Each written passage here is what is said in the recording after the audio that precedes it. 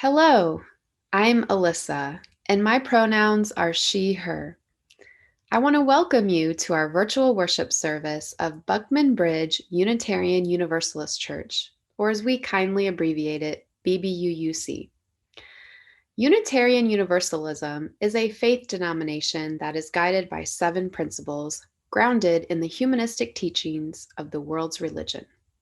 To find out more about Unitarian Universalism, please visit the UUA website at uua.org. I am so grateful that you have chosen to connect with us today. In addition to our virtual worship, we are continuing other opportunities to connect through Zoom, including classes, small group ministries, family RE, and fellowship hour on Sundays at 11:30 a.m. I hope you will check out our church website, bbuuc.org, where you can find links to these resources on our calendar. You can also check out our Facebook page, as well as your email, for more information on the various ways we can stay safely connected. Now, let us open our minds and hearts as we worship together. Hello, I'm Jennifer. Our chalice words today come to us from Adrian L.H. Graham. We kindle a flame of power, illuminating the holy in each of our faces. We recognize in the flame a passionate commitment to our shared faith. We are held and carried from day to day, week to week, in the shining of the light. This flame is mine as well as yours. We're brought together on this day, called to grow, to expansion within its glow. What does your heart know while beholding this holy fire?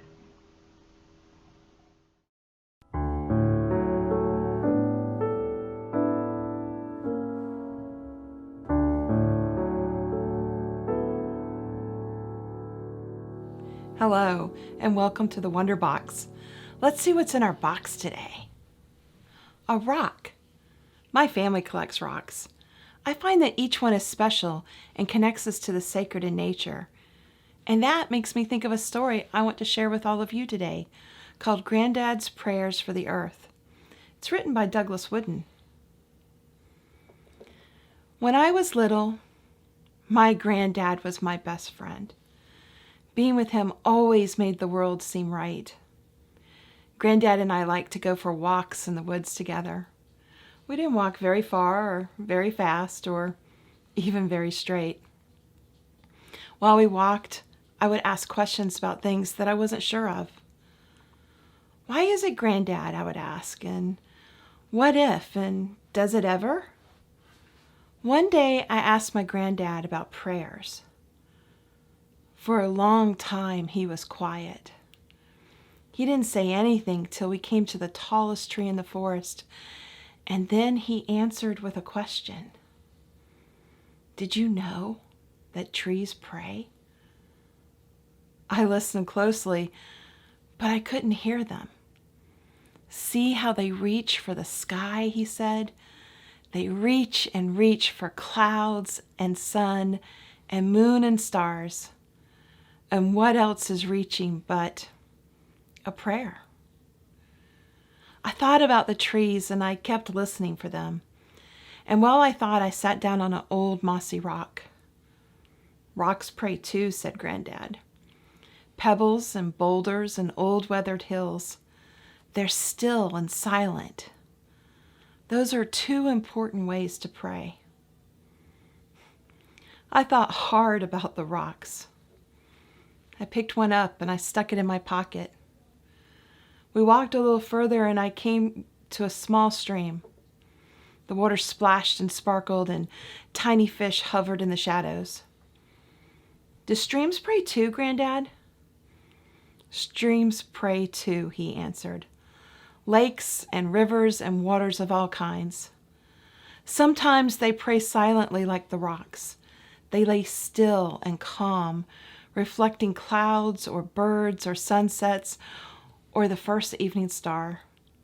Sometimes they pray with movement, flowing across the face of the earth, giving themselves to the ocean, giving themselves to the sky, and beginning their journey all over again. Sometimes water prays with laughter, chuckling to their friends, the rocks, and sometimes they pray by dancing, leaping into the air and falling back again.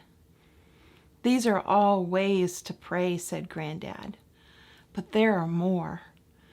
The tall grass prays as it waves its arm beneath the sky, and the flowers pray as they breathe their sweetness into the air. The wind prays as it whispers and moans and sighs. It's saying a prayer and singing a hymn at the same time. A bird prays when it sings the first song of the morning and the last song at sundown.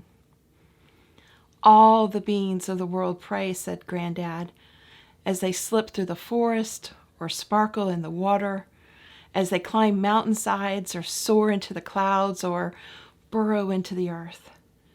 Each living thing gives its life to the beauty of all life, and that gift is its prayer.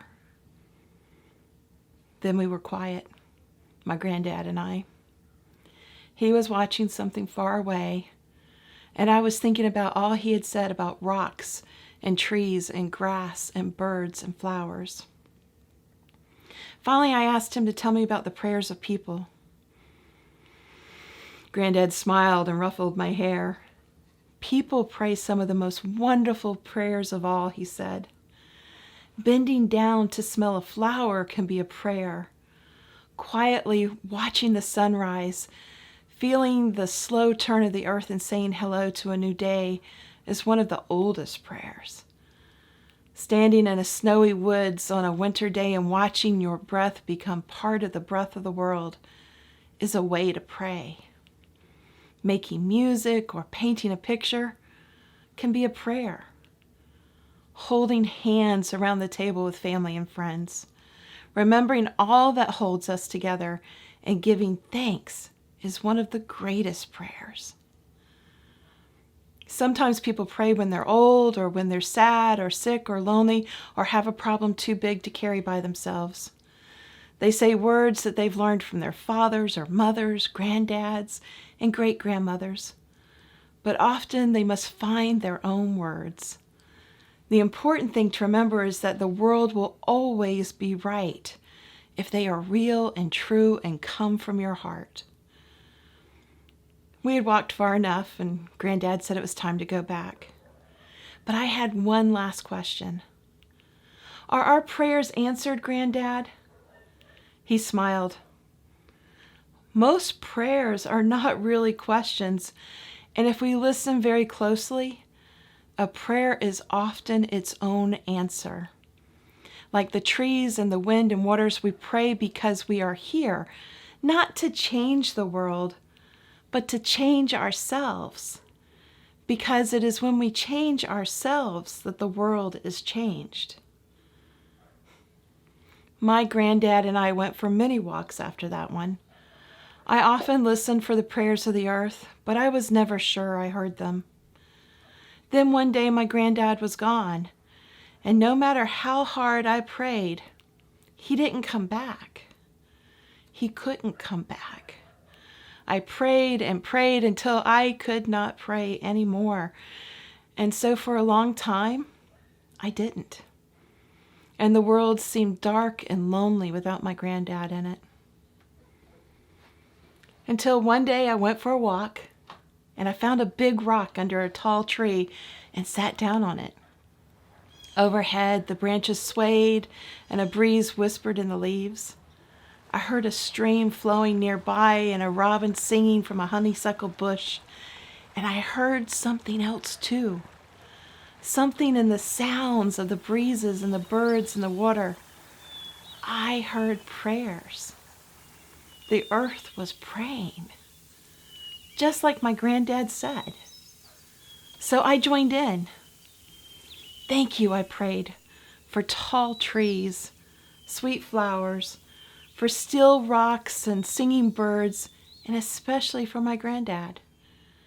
And as I prayed, something changed, and my granddad seemed somehow nearer. And for the first time in a long time, the world seemed just right. I wonder, where do you hear the holy, the sacred, the prayers of our earth? And with this, our story is told. Until the next time.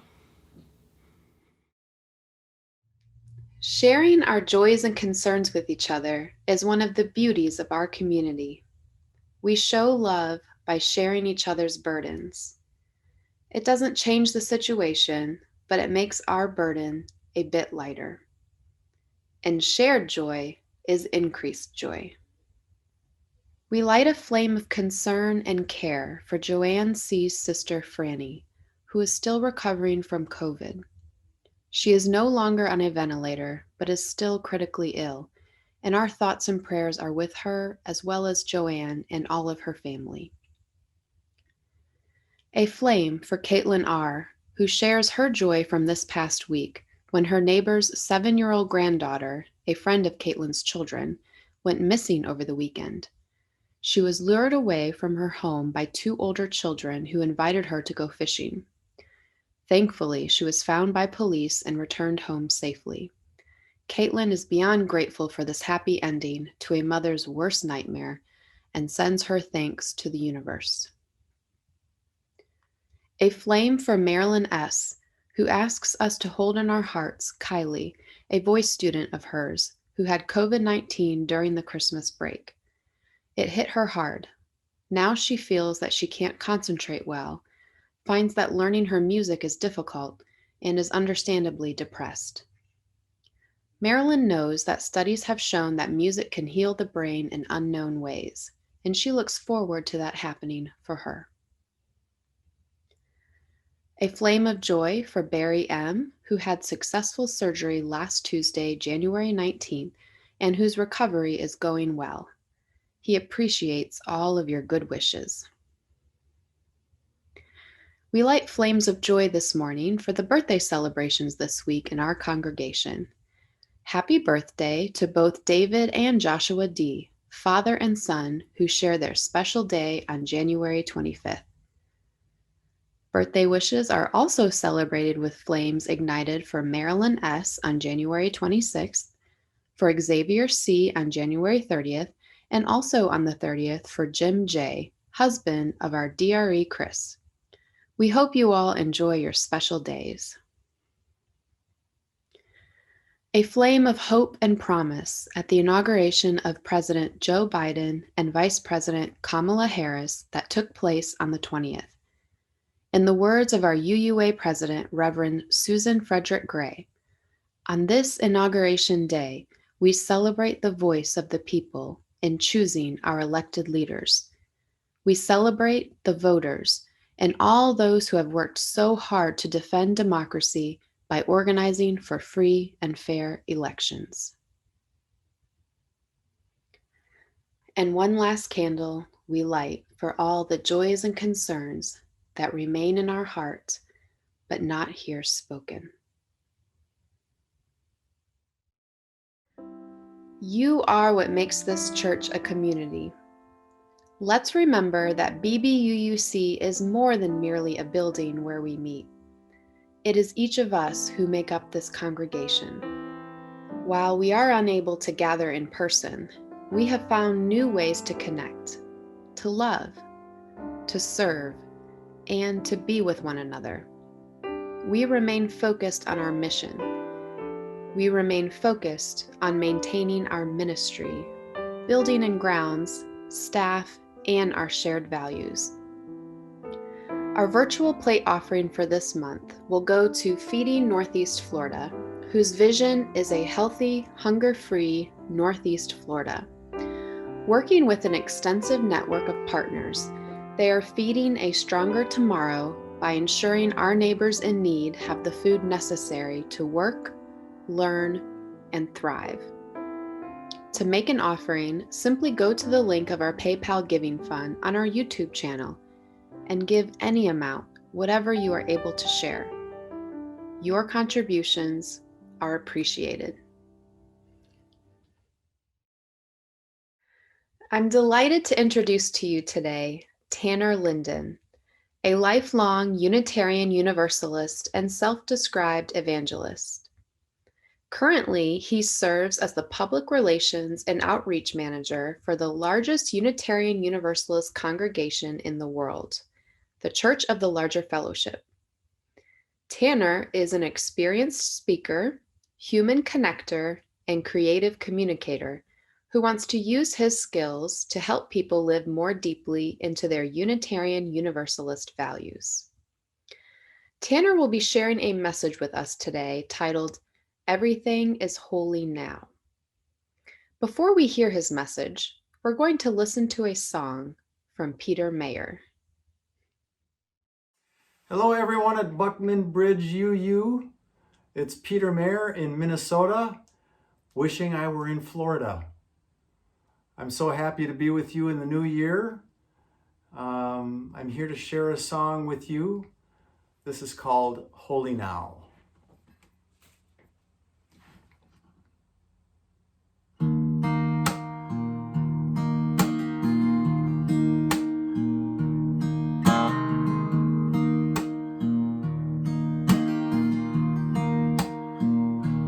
When I was a boy, each week, Sunday we would go to church, pay attention to the priest. He would read the holy word, consecrate the holy bread, and everyone would kneel and bow. Today the only difference is everything is holy now.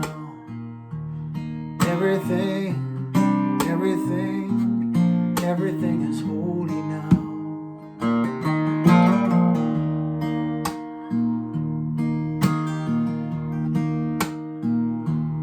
When I was in Sunday school, we would learn about the time Moses split the sea in two. Jesus made the water wine. And I remember feeling sad. Miracles don't happen still. Now I can't keep track, 'cause everything's a miracle.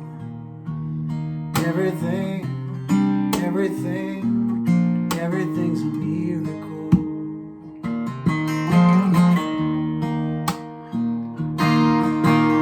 Wine from water is not so small. Magic trick, so anything is here at all. So the challenging thing becomes not to look for miracles, but finding where there isn't one. When holy water was rare at best, barely wet my fingertips. Now I have to hold my breath like I'm swimming in a sea of it. It used to be a world half there, heaven's second-rate hand-me-down, but I walk it with a reverent air, 'cause everything is holy now.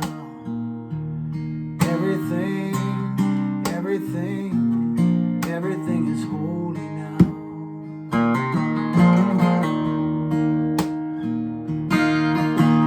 Read a questioning child's face.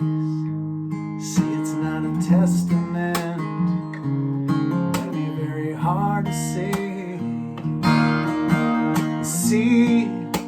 See another new morning come. See, it's not a sacrament. Tell you that it can't be done.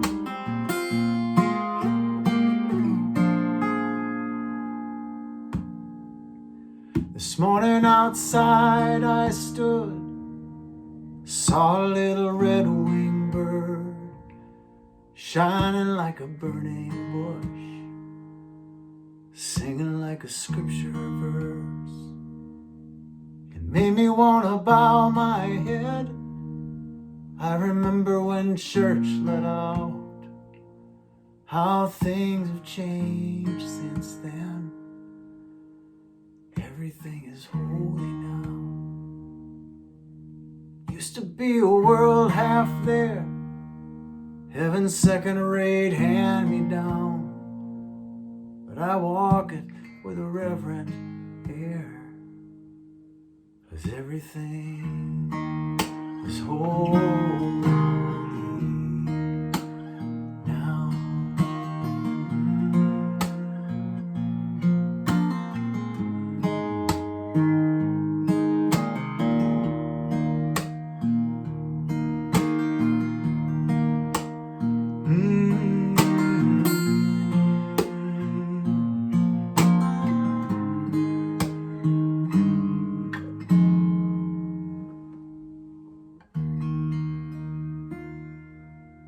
Everything is holy now. Everything is holy now. Everything is holy now? I heard this song most recently a few weeks ago, shortly after BBUUC asked me to preach this Sunday. And immediately it struck a chord with me. My first thought was, Peter Mayer totally missed the mark. He really did not see 2020 coming. Holy now? Right now? If he didn't then, would he write the song today? Amidst the sickness, the death, the lockdowns, amidst the fires, storms, and natural disasters, as COVID-19 numbers surge and families are going hungry, certainly he wasn't talking about now. He was talking about a different now, maybe a past now, a future now, definitely a better now, right? All these things were running through my head when I heard this song. I mean, it's breathtaking and beautiful, but maybe it kind of missed the mark. And then I listened to it again and again and again. And the song started to change my mind. I began to think about holiness and miracles and wonder, what did he really mean? See, one definition of something that is holy is if it comes from God, or is approved by God, ordained by God, or has some divine quality. Another definition of something that is holy is if we respond to it with reverence, if we respond to it with veneration. And that definition, that second definition of making something holy by how our hearts, how our minds, how our souls respond to it, that feels more accessible to me. And I think this is what Peter Mayer meant. Not a holiness bestowed upon us by God, but a holiness that shows itself in times of immense beauty, unexplainable awe, and uncontainable love. A holiness that we make and experience together. And this type of holiness makes sense in our Unitarian Universalist theology. It reminds us of one of our core beliefs, the belief that there is salvation in this life. We are not dutifully waiting for a higher power to come and save us or free us.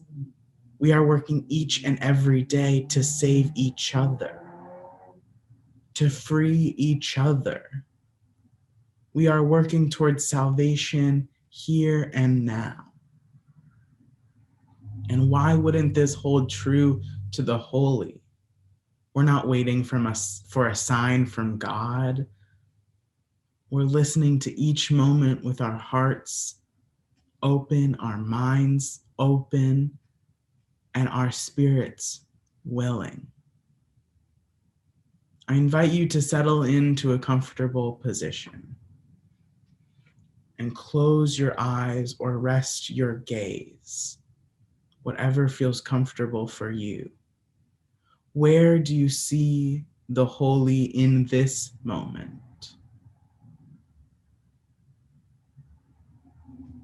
Keep your eyes closed and think of all the paths and people that brought you to this moment. Feel the presence and the power of this community. Feel them surrounding you. Even as we are physically distant, imagine the ways in which all are connected. All people in this community and all people in this world. Let's take a deep breath together.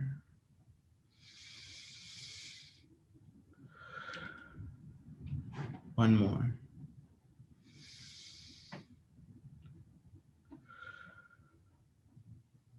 And know that when we breathe together.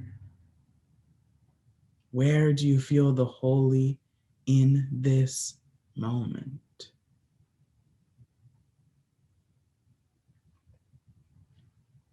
Now, as we move out of this meditative space, I'd like to invite you to type in the comments below a time in which you felt the holy, a time where your heart responded to something with veneration or reverence. And like we've talked about, things become holy when they're treated with that reverence. A breath is just a breath until we breathe together. A house is just a house until we turn it into a home. A building is just a building until we turn it into a church. And a person is just a person until we turn them into part of our community. Holiness is when we treat something with reverence. It's when you take a step outside your door, take a deep breath, see the trees swaying in the wind, see the beautiful sun rising, see the animals and plants living, surviving, and thriving. And as Unitarian Universalists, we're called to take this a step further, not to just see each other, but save each other, to leverage our sacred places and our holy community to liberate all people, all people. Sometimes that means using our pulpit to proclaim that Black lives matter. Sometimes that means turning our church into a safe house for a person facing deportation. Sometimes it means running food pantries and soup kitchens.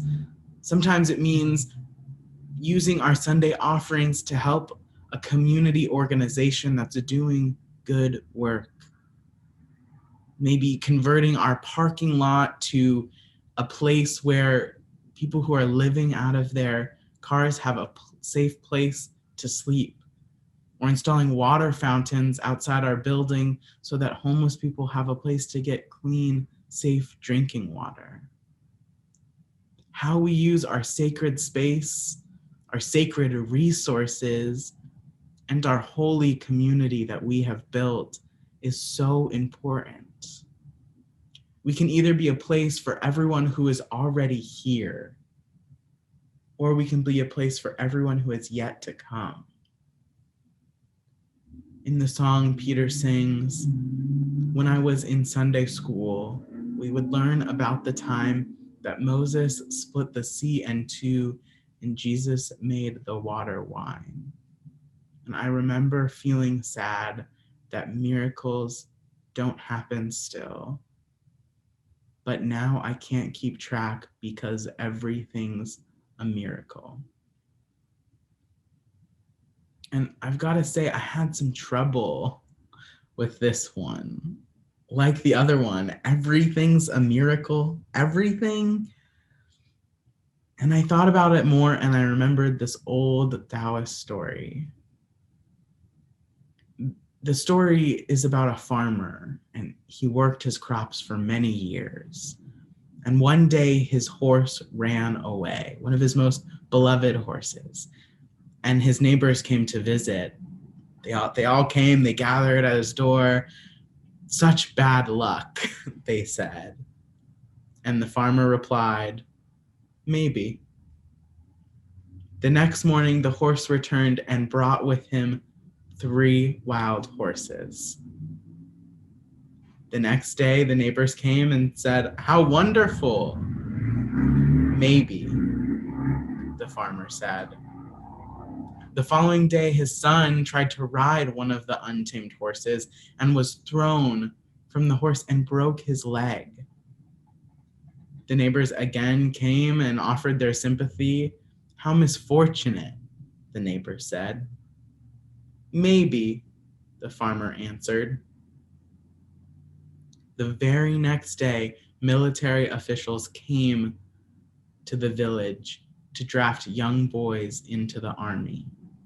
Seeing that the son's leg was broken, they passed him by. The neighbors congratulated the farmer on how well things had turned out.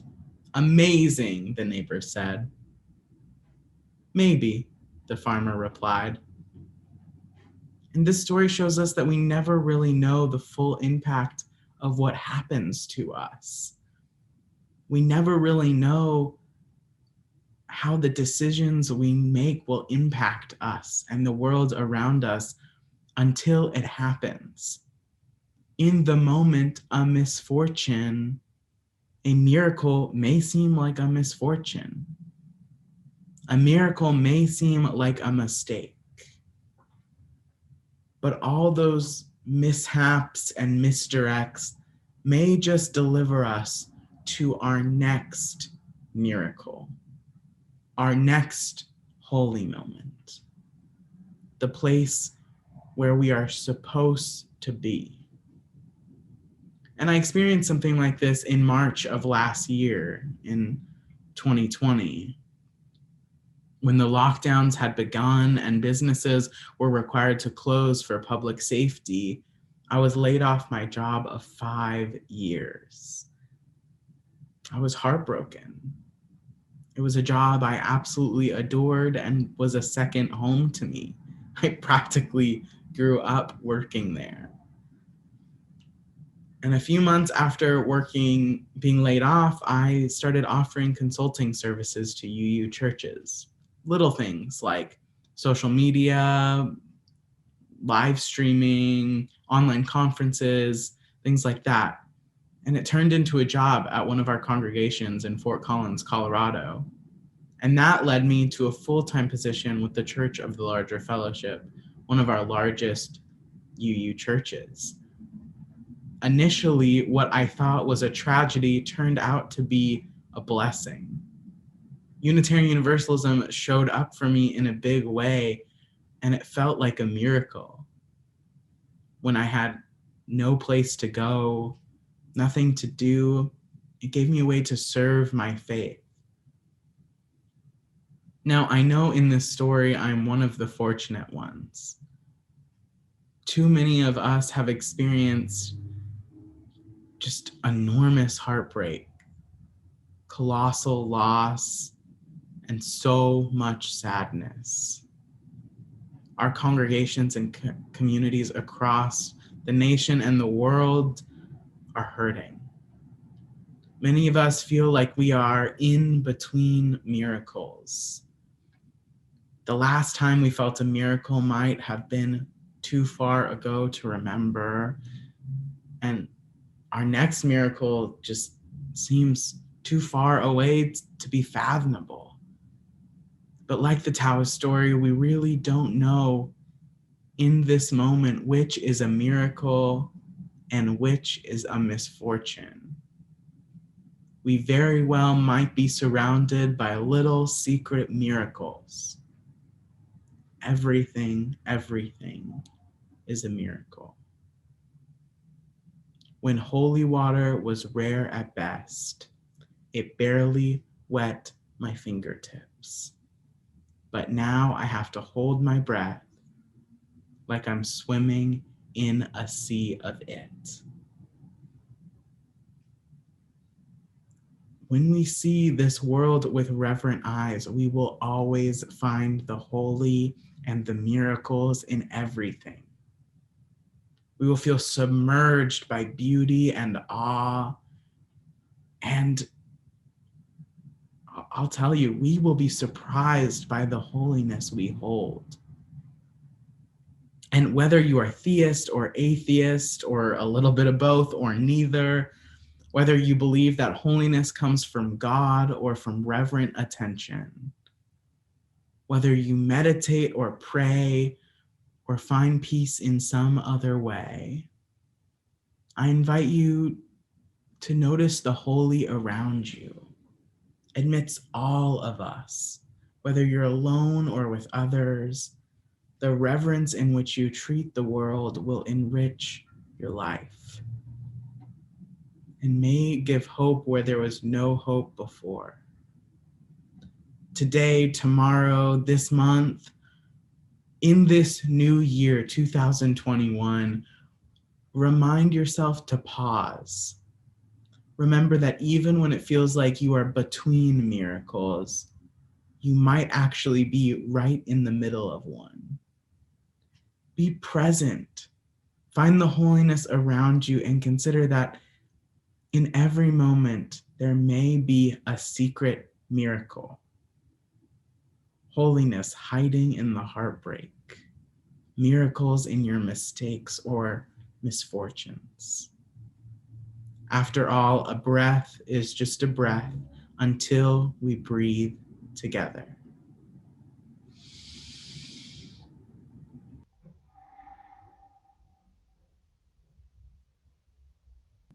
Amen. Blessed be, and may it be so.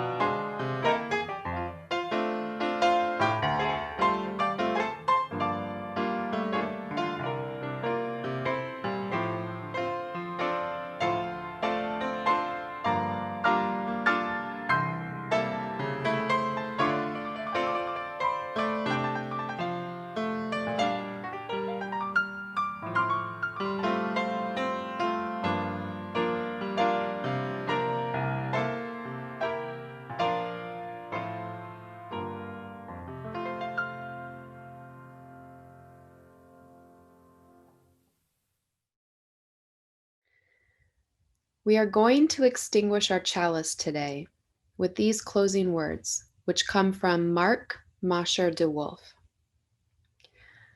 With what benediction shall I leave you? This. In your life, may you know the holy meaning, the mystery that breaks into it every moment. May you live at peace with your world and at peace with yourself. And may the love of truth guide you in your everyday. May it be so. Go in peace. Thank you for being with us today.